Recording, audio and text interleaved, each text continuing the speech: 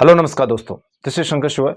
आज हम बात करने वाले हैं, अगर आप आरएएस का और असिस्टेंट प्रोफेसर का इंटरव्यू देने जा रहे हैं और हाल ही में जो विषय चर्चा में है वो है वक्फ बिल, यानी 2025 का जो वक्फ कानून बना है वो क्या है, किस तरह से बना है और उसके अंदर कौन कौन से प्रावधान हैं और आपको इंटरव्यू में किस तरह का क्वेश्चन पूछा जा सकता है और आपको उसका जवाब किस तरीके से देना है, यानी आपको नॉन कंट्रोवर्शियल, बगैर किसी कंट्रोवर्सी का आप कैसे आंसर दे सकते हैं, उसके बारे में हम इस वीडियो में डिस्कस करने वाले हैं।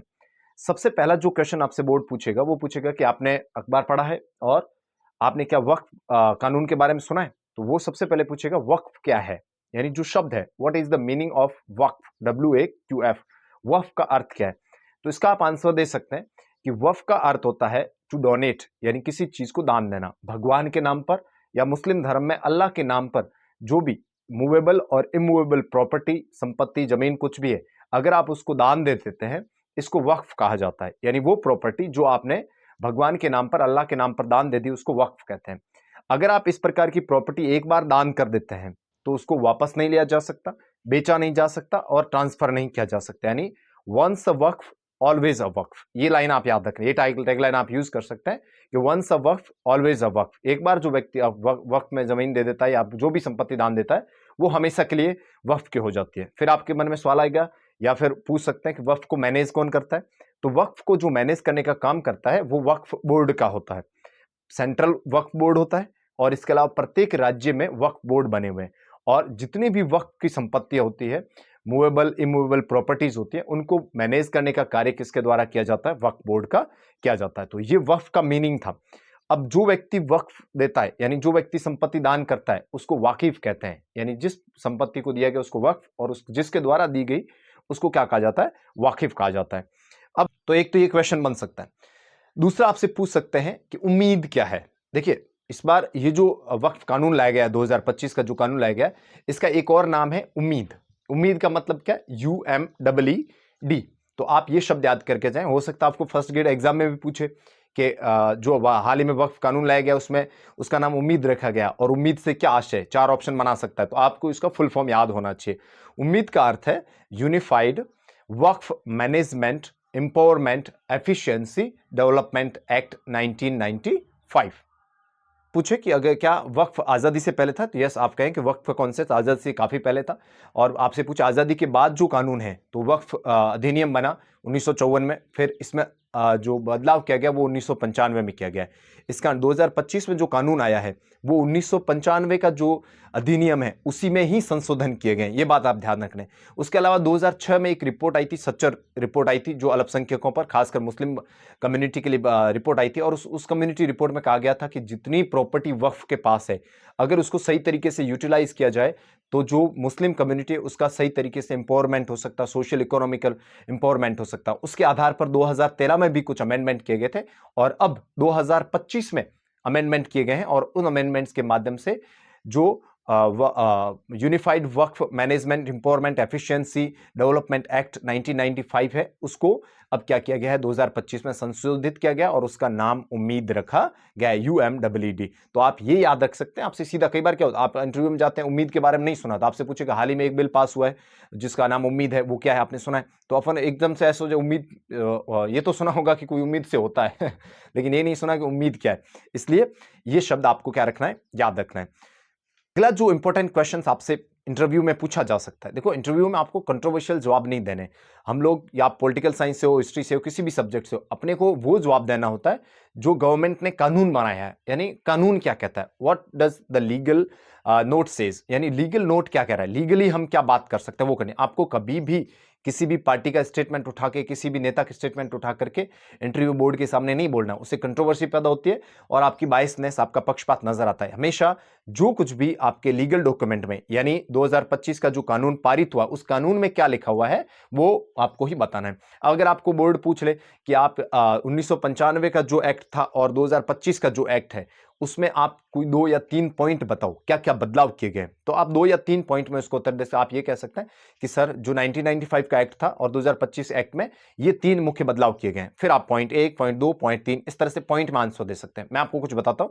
जैसे आप कह सकते हैं पॉइंट 1 कहता है कि डेडिकेशन ऑफ द प्रॉपर्टी, यानी 1995 का एक्ट ये कहता है कि कोई व्यक्ति मुसलमान है और गैर मुसलमान है, यानी मुस्लिम भी नहीं है, हिंदू जैन सिख में से कोई भी है, वो भी अपनी प्रॉपर्टी वक्फ के नाम कर सकता है या वक्फ घोषित कर सकता है।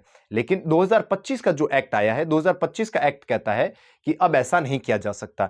वही व्यक्ति प्रॉपर्टी वक्फ कर सकता है जो व्यक्ति पिछले 5 साल से मुस्लिम धर्म को क्या कर रहा हो, वर्शिप कर रहा हो या मुस्लिम धर्म की प्रैक्टिस में हो। यानी पिछले 5 साल से जो मुस्लिम धर्म को मान रहा है वही व्यक्ति वक्फ की प्रॉपर्टी को क्या कर सकता है, आपके दान कर सकता है। यानी गैर मुस्लिम जो है अब प्रॉपर्टी दान नहीं कर सकते। नंबर 2 पॉइंट आप बता सकते हैं कि वक्फ बाय यूजर का जो क्लॉज था वो हटा दिया गया है। 1995 एक्ट में एक क्लॉज था जिसका नाम था वक्फ बाय यूजर, यानी कोई भी संपत्ति है, कोई भी जमीन है या कोई भी प्रॉपर्टी है और वो किसी भी मुस्लिम रिलीजियस कार्य के लिए, चाहे वो मस्जिद के लिए वहां प्रार्थना होती हो या कोई भी रिलीजियस एक्टिविटी होती है, तो उसको यूज के आधार पर, क्योंकि यह मुस्लिम एक्टिविटीज हो रही है, उसके आधार पर उसको वक्फ की संपत्ति घोषित कर दिया जाता था। भले ही उसके आपके पास डॉक्यूमेंट्स या रिकॉर्ड नहीं हो या उसका ओनर कौन है, मालिक कौन है, आपके पास प्रॉपर डॉक्यूमेंट्स है या नहीं है, बगैर उसके आधार के भी उस प्रॉपर्टी को क्या घोषित कर दिया जाता था, वक्फ घोषित कर दिया जाता है। 2025 का नया एक्ट क्या कहता है? नया एक्ट ये कहता है कि प्रॉपर वक्फ बाय यूजर का जो क्लॉज है वो हटा दिया गया है। यानी अब केवल यूज के आधार पर आप क्या नहीं कर सकते, प्रॉपर्टी घोषित नहीं कर सकते। वक्फ आप तभी घोषित कर पाओगे जब आपके पास में वैलिड डॉक्यूमेंटेशन होंगे और वैलिड डॉक्यूमेंटेशन के बाद ही उस संपत्ति को आप वक्फ घोषित कर पाओगे। नंबर 2, आपने कोई भी संपत्ति वक्फ कर नाम कर दी, यानी आपने संपत्ति दान कर दी और वक्फ के नाम हो गई, उसको चैलेंज करना चाहते थे तो पहले 1995 एक्ट में आप 1 साल के अंदर चैलेंज कर सकते हो। 1 साल के अंदर अगर आपने चैलेंज नहीं किया, वो प्रॉपर्टी हमेशा के लिए वक्फ की हो जाती थी। लेकिन अब ऐसा नहीं है, अब 1 साल वाला प्रोविजन हटा दिया गया है। जैसे सामान्य सिविल जमीन विवाद जो होता है या प्रॉपर्टी विवाद होता है, उसमें 12 साल तक आप उस प्रॉपर्टी पे अपना चैलेंज कर सकते हो, कोर्ट में जा सकते हो, वैसा का वैसा अब किया जा सकता है। यानी जो 1 साल वाली जो लिमिटेशन थी वो हटा दी गई है। इसके अलावा आप जो पॉइंट बता सकते हो, चौथा पॉइंट जो आप बता सकते हो, वो आप कह सकते हो कि अगर किसी भी व्यक्ति की संपत्ति को वक्फ घोषित किया है और वो उसको चैलेंज करना चाहता है, पहले क्या सिस्टम था, पहले आप क्या करोगे, पहले एक सर्वे ऑफिसर होता था, वो देखता था कि ये प्रॉपर्टी वक्फ की है या नहीं है। नंबर 2, वो सर्वे ऑफिसर का खर्चा कौन उठाती थी? राज्य सरकार उठाती थी, जो टैक्स पेयर का पैसा उससे उसका सर्वे होता था। उसके बाद में अगर आपको लगता है कि ये वक्फ ने जो संपत्ति एक्वायर की ये सही नहीं है, आप चैलेंज करना चाहते हो, उसके लिए क्या होता था, आप उसके लिए वक्फ ट्राइब्यूनल बना होता था, वक्फ ट्राइब्यूनल में ही जा सकते थे, यानी इसको कोर्ट में चैलेंज नहीं किया जा सकता था। बाकी धर्मों की जो प्रॉपर्टी है या कोई और प्रॉपर्टी है, सामान्य व्यक्ति की प्रॉपर्टी है, उसको आप कोर्ट में चैलेंज कर सकते हो, लेकिन वक्फ की संपत्ति को कोर्ट में चैलेंज नहीं किया जा सकता था। लेकिन वर्तमान जो कानून आया है वो ये कहता है कि पहली बात, आपको 1 साल से ज्यादा समय के लिए आपके प्रॉपर्टी आपको लगता है आप चैलेंज करना चाहते हो, कर सकते हो, 1 साल वाली लिमिट हटा दी। नंबर 2, आप ट्राइब्यूनल में क्या कर सकते हो, वक्फ ट्राइब्यूनल जो बना होगा उसमें आप शिकायत कर सकते हो, चैलेंज कर सकते हो। अगर ट्राइब्यूनल के फैसले से आप खुश नहीं हो तो आप हाई कोर्ट जा सकते हो। ये इंपॉर्टेंट पॉइंट है, आप बोर्ड को जरूर बताएं, इससे आपका आंसर क्या होगा, वैलिड होगा, मजबूत होगा। आप ये कहें कि पहले जो वक्फ की संपत्ति थी उसको चैलेंज करना होता था, सिर्फ वक्फ ट्राइब्यूनल में ही चैलेंज किया जा सकता था और उसके जीतने के चांसेस बहुत ही कम होते थे, ज्यादातर जो निर्णय जाता था वक्फ के पक्ष में जाता था। इसलिए कई बार यह सवाल भी बन सकता है, आपसे पूछ सकता है कि पहले जो कानून था क्या वो सिर्फ ट्राइब्यूनल में ही जा सकता, कभी कोर्ट जा ही नहीं सकते थे? यस, कुछ मामलों में टेक्निकल एरर्स बोलते हैं उसको, यानी जैसे कोई संवैधानिक क्वेश्चंस है, ठीक है, या कोई ऐसा संविधान से जुड़ा मुद्दा, लीगल मुद्दा है, तो आप पहले कोर्ट जा सकते थे, बाकी ट्राइब्यूनल में ही फैसला होता था। अब आप सामान्य चीज में भी कहां जा सकते हैं, हाई कोर्ट जा सकते हैं। कोई भी प्रॉपर्टी वक्फ है या नहीं है, पहले इसका जब जांच किया जाता तो उसके लिए एक सर्वे ऑफिसर नियुक्त किया जाता था, लेकिन अब ऐसा नहीं है। अब जो डिस्ट्रिक्ट कलेक्टर है वो देखेगा कि कोई भी प्रॉपर्टी वक्फ प्रॉपर्टी है या नहीं है। अब मान लेते हैं कोई भी सरकारी जमीन है और वक्फ की जमीन है, सरकार और वक्फ दोनों दावा करते हैं कि ये जमीन उनकी है। जब तक फाइनल रिपोर्ट नहीं आ जाती, कलेक्टर जब तक ये रिपोर्ट नहीं दे देता कि ये संपत्ति किसकी, तब तक उसको गवर्नमेंट जमीन माना जाएगा। पहले क्या था, पहले यह था कि उसको वक्फ माना जाता था, अब ऐसा नहीं है, अब उस प्रॉपर्टी को गवर्नमेंट प्रॉपर्टी माना जाएगा और जब फाइनल रिपोर्ट सबमिट हो जाएगी और रिपोर्ट कहती है वक्फ की संपत्ति तो वक्फ की हो जाएगी, और कलेक्टर की रिपोर्ट कहती है कि वक्फ की नहीं है, गवर्नमेंट है, तो सारे रिकॉर्ड सही किए जाएंगे और उसको गवर्नमेंट प्रॉपर्टी माना जाएगा। एक बड़ा मेजर बदलाव जो हुआ है वो आपसे पूछ सकता है कि इस कानून को लाने के बाद में वहां पे मामला ये भी बनता जा रहा है कि बेटियों को फायदा होगा या मुस्लिम महिलाओं को फायदा हो, तो आप बताइए वो फायदा कैसे बताओ। तो आपको इसके यहाँ पे एक कॉन्सेप्ट बताना है, वो आपको शब्द जरूर बोलना है, वो बोलना है वफ़ अलल औलाद। ये बोलना है आपको, वफ़ अलल औलाद। यानी कि सर वफ़ अलल औलाद का क्या है, एक कॉन्सेप्ट है। क्या है वफ़ अलल औलाद का कॉन्सेप्ट? मुस्लिम धर्म में एक सिस्टम है कि अगर कोई भी पुरुष है और उसका कोई उत्तराधिकारी नहीं है तो उसकी संपत्ति वक्फ के नाम हो जाती है। यानी कोई व्यक्ति है, उसकी कोई पुरुष उत्तराधिकार नहीं है, महिलाएं है, स्त्री है, बेटी है, नहीं, उसको नहीं होगा, बल्कि वो संपत्ति उस पुरुष की मृत्यु के बाद, अंतिम उत्तराधिकारी की मृत्यु के बाद अगर कोई नहीं बचा है तो लीगल उसका कोई अगर उत्तराधिकारी नहीं बचा तो वो वक्फ के नाम हो जाती है। अब ऐसा नहीं होगा। अगर कोई पुरुष है और उसकी बेटी या कोई महिला अगर उत्तराधिकारी जिंदा है तो वो वक्फ के नाम होने की बजाय उस महिला के नाम हो जाए। इस कारण इस बिल में जो महिलाओं के लिए बात की गई वो वक्फ अलल औलाद का जो कॉन्सेप्ट है उसके माध्यम से की गई है। इसके अलावा पहले वक्फ बोर्ड में केवल मुस्लिम सदस्य ही हो सकते थे, लेकिन अब ऐसा नहीं है। अब 2 गैर मुस्लिम सदस्य भी हो सकते हैं, लेकिन उनका काम सिर्फ चैरिटेबल और एडमिनिस्ट्रेटिव प्रशासनिक चीजें देखना है। रिलीजियस मैटर में उनसे कोई भी सलाह नहीं ली जाएगी। इसके अलावा अब 2 मुस्लिम महिलाओं को भी क्या शामिल करने का भी क्या किया गया है, प्रावधान किया गया है। तो इस तरह से आप देख सकते हैं कि काफी बदलाव हुए हैं। आप इसमें से 2-3 पॉइंट याद रखें। इंटरव्यू में अगर आपसे इससे पूछा जाता है तो इन पॉइंट्स को ही आप बताएं, ताकि आप किसी भी प्रकार की कंट्रोवर्सी में या किसी प्रकार का सवाल आपसे इधर उधर जाने की संभावना क्या रहे, कम रहे। अब एक और जो महत्वपूर्ण सवाल आपसे पूछा जा सकता है बोर्ड में, वो सवाल यह बनता है कि अगर आपसे पूछे कि क्या वक्फ बोर्ड पे इतना इशू चल रहा है, विपक्ष मुस्लिम समुदाय विरोध कर रहे हैं, क्या ये एक रिलीजियस इशू है या एक प्रॉपर्टी इशू है, यानी एक संपत्ति का वाद है या धार्मिक वाद है? तो आपको इसमें आंसर देना है कि सर ये रिलीजियस इशू नहीं है, ये एक धार्मिक वाद नहीं है, बल्कि एक प्रॉपर्टी इशू है, संपत्ति का इशू है। आप कहेंगे ऐसा कैसे?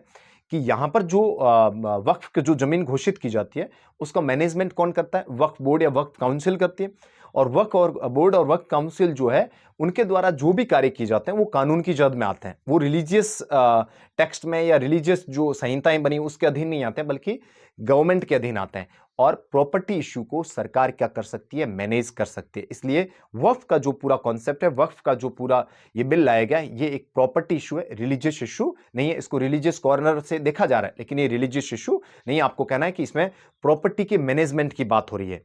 क्या वक्फ को जो संपत्ति दी गई है, क्या उसका मालिक वास्तव में वो व्यक्ति है जो दे रहा है, या ऐसे ही किसी जमीन को वक्फ के नाम कर दिया गया है? तो इस तरह के जो मैनेजमेंट होते हैं, इस तरह की जो चीजें होती है, वो प्रॉपर्टी इश्यू में आती है। तो आपको ध्यान देना है कि ये एक प्रॉपर्टी इश्यू है, संपत्ति का इश्यू है, धार्मिक इश्यू नहीं है। एक क्वेश्चन ये भी पूछा जा सकता है कि क्या इससे रिलीजियस जो माइनॉरिटीज है, मुस्लिम समुदाय है, इसको क्या उनके किसी धार्मिक स्वतंत्रता के अधिकारों का हनन हो रहा है या नहीं हो रहा है? आप ध्यान दें कि भारत में जो रिलीजियस और भी अगर हम रिलीजन्स को देखें, इसको हम कंपैरिजन में बता सकते हैं। तो अगर आप देखेंगे हिंदू टेंपल्स जो होते हैं उनका पूरा मैनेजमेंट राज्य सरकार करती है, यानी कौन व्यक्ति नियुक्त होगा, कैसे नियुक्त, ये राज्य सरकार देखती है। और वक्फ में क्या होता था? वक्फ में कौन नियुक्त होता? इतने दिन अभी अमेंडमेंट से पहले कि कौन नियुक्त करता था? वक्फ बोर्ड देखता था। अगर किसी भी प्रकार की रिलीजियस जमीन का विवाद है तो वो सिविल कोर्ट्स में जाता है, अन्य धर्मों की बात करें। और वक्फ मुस्लिम समुदाय के मामले में या वक्फ के मामले में क्या होता था? सिर्फ और सिर्फ ट्रिब्यूनल में जाता था और ट्रिब्यूनल में इसका निर्णय होना। अब इसको चैलेंज करने का जो सामान्य, अगर आप हिंदू धर्म में है या अन्य धर्म में है, तो वहां पर इसको चैलेंज करने की कोई टाइम लिमिट नहीं है। लेकिन वक्फ वाले मामले में क्या है? वक्फ वाले मामले में आप इसको 1 साल चैलेंज कर सकते थे। इस कारण माइनॉरिटीज की जो अधिकारों के हनन की बात हो रही है वो उतना इशू नहीं है जितना इसको पॉलिटिकल। तो आप ये आंसर दे सकते हैं कि सर जितना इसको राजनीतिकरण किया गया उतना राजनीतिकरण नहीं है, ये कोई रिलीजियस इशू नहीं है, बल्कि ये एक प्रॉपर्टी इशू है जिसके ऊपर सरकार कानून बना करके लाई है। तो इस तरह से आपको ये चीजें मुख्य रूप से याद रखनी है वक्फ बोर्ड के या वक्फ का जो ये कानून आया इसके संबंध में। आपको जब भी इंटरव्यू बोर्ड में क्वेश्चन पूछा जाता है, आपको किसी भी प्रकार का कंट्रोवर्शियल स्टेटमेंट नहीं देना है। आपको ऐसे नहीं बोलना है कि मुसलमानों ने वक्फ के माध्यम से सारी जमीन अक्वायर कर ली, रेलवे से प्रॉपर्टीज ज्यादा उनके पास जमीनें हो गई, ये कानून आना ही चाहिए था, इसके बगैर ये हो जाता। ऐसा कंट्रोवर्शियल भी प्रकार का कंट्रोवर्शियल स्टेटमेंट देने से बचें। आप यही कहें कि सरकार कानून लेके आई है और इस कानून में ये प्रावधान है और इस प्रावधानों के अंदर ये व्यवस्था की गई है। यानी आप जो लीगल नोट कहता है हमारा, या गजट नोटिफिकेशन, या सरकार द्वारा जो कानून लाया गया है, वो कानून जो बात करता है वही बात आपको इंटरव्यू बोर्ड के सामने बोलनी है। यानी आपको बायस नजर नहीं आना है, आपको पक्षपात में नजर नहीं आना है। आपको ऐसे नहीं करना है कि भाई मुस्लिमों के साथ धोखा हो गया या हिंदुओं के साथ ये अच्छा हो गया, ऐसा कुछ नहीं है। इट्स अ प्रॉपर्टी इशू और इसके अंदर अमेंडमेंट्स थे, कुछ डेफिशिएंसीज थी, उसको सरकार ने सही किया है। कुछ माइनॉरिटीज इशू है वो सरकार अगर सही तरीके से हैंडल करें तो ये अच्छा बिल है, ऐसा कहा जा सकता है। तो ये चीजें आप ध्यान रखें। किसी भी बोर्ड कभी आपको इस तरह का कंट्रोवर्शियल क्वेश्चन पूछता ही नहीं है, आपसे ये कभी नहीं कहेगा कि आप बताओ ये अमेंडमेंट आया सही है या गलत है। वहां अपने को डिसीजन नहीं देना है कि ये एकदम से सही है, या आपको ये नहीं भी बोलना है कि ये एकदम से गलत है। कभी भी कोई भी कानून सही है या गलत है इसका डिसीजन सुप्रीम कोर्ट करता है। और वो भी हम जब भी हमें भी किसी इंटरव्यू बोर्ड में आंसर देना होता है, हमें सुप्रीम कोर्ट की या कानून का बैकअप क्या हमारे पास में। तो जब कभी भी बात करें कानून के जरिए बात करें कि सरकार ये अमेंडमेंट एक्ट लेके आई है, ये कानून पारित हुआ है, संसद ने पारित किया, संसद मतलब विल ऑफ द पीपल, लोगों ने पारित किया। तो अब लोगों ने पारित किया तो आप उसके जो नेगेटिव पॉइंट्स हैं वो ज्यादा हाईलाइट करके उनको नहीं बताइए, आप कोई पॉजिटिव नहीं है वो भी जोड़ के आप बता रहे हैं, ऐसा नहीं करें। आपको बैलेंस यानी मिडिल वे लेके चलना है कि सर ये अमेंडमेंट एक्ट आया 1995 में, ये एक्ट में ये बातें लिखी हुई थी, और 2025 का जो एक्ट आया उसमें ये बदलाव हुए हैं और इन बदलावों के जरिए ये कानून पारित किया गया है। उस पर अगर आप स्ट्रिक्ट रहेंगे तो आपको बायस कम समझा जाएगा और आपको ये माना जाएगा कि ये व्यक्ति जो है जो कानून कहता है उसी की बात मानता है। ये चीज आपको क्या रखनी है, ध्यान रखनी है। किसी भी प्रकार के पॉलिटिकल स्टेटमेंट जो आप मीडिया में सुनते हो या व्हाट्सएप पे कहीं देख लिया या किसी स्टेटस में देख लिया वही आपने चिपका दिया वहां पे, ऐसा आंसर देने से हमेशा बचें। आंसर वही दें जो मैंने आपको पॉइंट टू पॉइंट बताए। वक्फ क्या है, आंसर दीजिए। वक्फ किसे कहते हैं, जो मैंने बताया।